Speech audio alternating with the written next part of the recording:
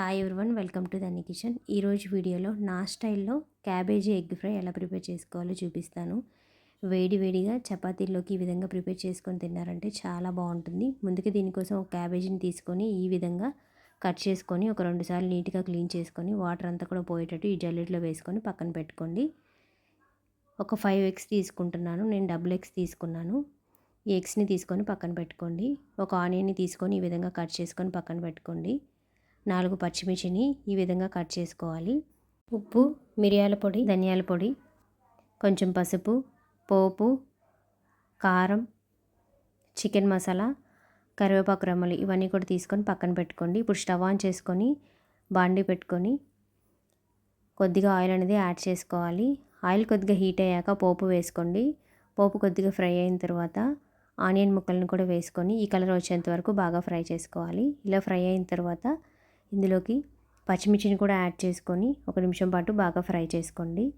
ఇలా అంతా కూడా బాగా ఫ్రై అయిన తర్వాత నీట్గా క్లీన్ చేసుకొని తురుముకున్న క్యాబేజీని కూడా ఇందులోకి వేసుకొని ఉప్పు అనేది యాడ్ చేసుకోవాలి. ఇలా ఉప్పు యాడ్ చేసుకున్న తర్వాత ఒక 5 నిమిషాల పాటు బాగా వేగించుకోండి. ఒక 5 నిమిషాలు బాగా వేగిన తర్వాత ఇందులోకి ఫ్రెష్గా తీసుకున్న కరివేపాకు రెమ్మలను కూడా వేసుకోండి. ఇలా కరివేపాకు రెమ్మలను వేసుకొని మరొక 5 నిమిషాల పాటు బాగా ఫ్రై చేసుకోవాలి. ఇలా ఫ్రై చేసుకున్న తర్వాత దీనిపైన మూత పెట్టేసి మధ్య మధ్యలో మూత తీస్తూ వేగించుకోవాలి.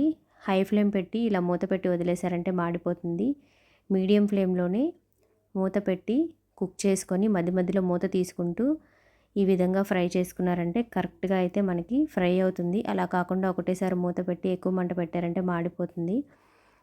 ఇప్పుడు ఒక 10 నిమిషాల తర్వాత మూత తీసారంటే క్యాబేజీ అంతా కూడా ఇలా నీట్గా కుక్ అయి ఉంటుంది. ఇలా నీట్గా కుక్ అయిన తర్వాత ఇందులోకి ఎగ్స్ అన్నీ కూడా నేను చూపిస్తున్నట్లు స్పూన్తో ఈ విధంగా బ్రేక్ చేసుకొని వేసుకోవాలి. నేను డబుల్ ఎగ్స్ తీసుకున్నాను కాబట్టి నాకు ఎగ్ అనేది ఎక్కువ వస్తుంది. మీకు కావాలంటే సింగిల్ ఎగ్ కూడా తీసుకోవచ్చు. ఇలా అన్నీ కూడా బ్రేక్ చేసుకున్న తర్వాత వెంటనే మిక్స్ చేసేయకుండా లైట్గా నేను చూపిస్తున్నట్లు స్ప్రెడ్ చేసుకొని 1 నిమిషం పాటు వదిలేసారంటే నీట్గా కుక్ అవుతుంది. ఇలా నీట్గా కుక్ అయిన తర్వాత మాత్రమే మొత్తం అంతా కూడా స్ప్రెడ్ అయ్యేటట్టు ఒక 2 నిమిషాల పాటు ఫ్రై చేసుకున్నారంటే ఎగ్ అంతా కూడా నీట్గా కుక్ అవుతుంది. ఇప్పుడు చూడండి లైట్గా కుక్ అయింది కదా. ఇప్పుడు నేను చూపిస్తున్నట్లు సైడ్కి ఈ విధంగా మూవ్ చేసుకొని కొంచెం పసుపు, కారం అంతా కూడా వేసుకొని మొత్తం అంతా కూడా ఈ విధంగా మిక్స్ చేసుకుంటూ ఫ్రై చేసుకోవాలి. ఎగ్ అనేది ఈ కలర్లో బాగా ఫ్రై అయిన తర్వాత మసాలాలు కూడా యాడ్ చేసుకోండి.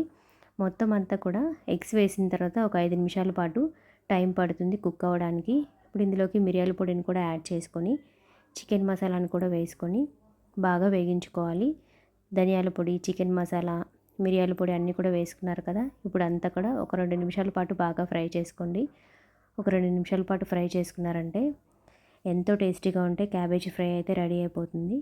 ఇప్పుడు అంతా కూడా నేను చూపిస్తున్నట్లు మొత్తం ఫ్రై చేసుకోండి. ఈ కలర్ వస్తే సరిపోతుంది.